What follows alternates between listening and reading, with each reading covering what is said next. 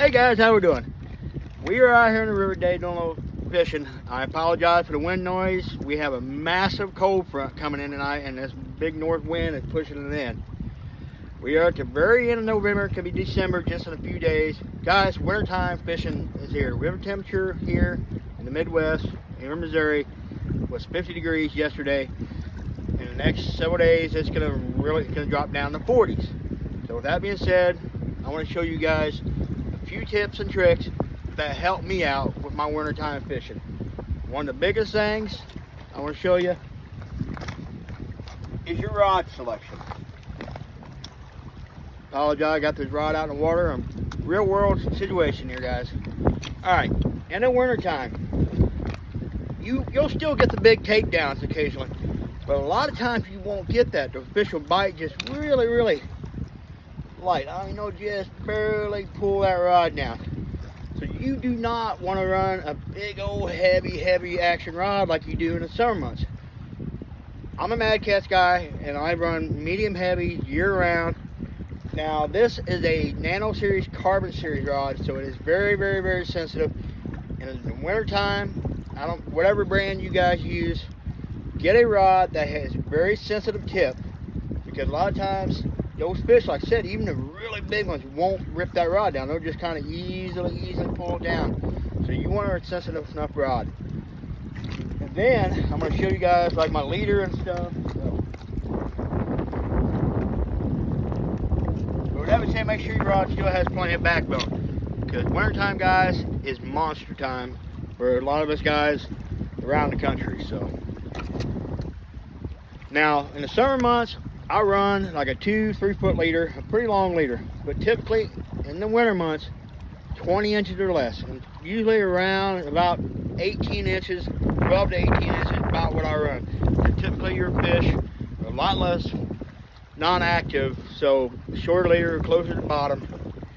And also, do not overpower your bait. I'm getting ready to get into bait presentation and size here in a second, but run a smaller. This is a 8/0 River Cats tackle circle. In the winter time, that's about all I run is 8/0 circle hooks. In the summer, I run a lot bigger hooks because I'm throwing giant baits. So with that being said, during the winter time, you have to downsize your presentation in a lot of the parts of the country. In the south, not so much so, because you still have warmer water temperature, and you can get away with a bigger bait. But here in the Midwest, a lot of times, most time in winter, we're dealing with water temperatures all the way down to the low 40s. So, and sometimes even a little colder. Fish are a lot less active, a little more lethargic. So you've got to downsize your baits. This is not a huge bait by no means, but you got to think small. Just kind of show you what I do, guys. Alright, like I say, that's my headpiece.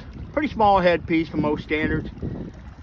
But now your body section here, this is what I do. I do really well in the winter months on these body sections. Alright, you have this gut pocket. And this is not a big bait by any means, but we've got to downsize even more, guys. So what I'll do is I'll cut that gut pocket out. So now you're left with about a $1/2 size bait, and that's typically what I'll throw in the winter. But do not be afraid to throw these little bitty shad, even smaller, because these big fish, they're not as active with the cold water temperature, so they have no problems taking a really small bait. I've seen some ass with giant fish caught on tiny baits in the winter. So guys, take these tips. I hope you guys can get out and it'll help you. And being a river guy too, I look for deep water in the winter. I look for deep water with maybe near a shallow feeding platform where they can come up during the sunnier days. And I get away from the current. During the warmer months, I'm all about the swift current and everything, fishing these big blues. But during the winter months, I look for a deep hole that's got minimal current. I still want some current, but I want minimal current. Like some of the places look like here in the Mississippi, or behind your wing dams. Look for like on halfway down a wing dam, you'll see a low spot. And typically there will be a scour hole, and that's where a lot of your fish will hold up.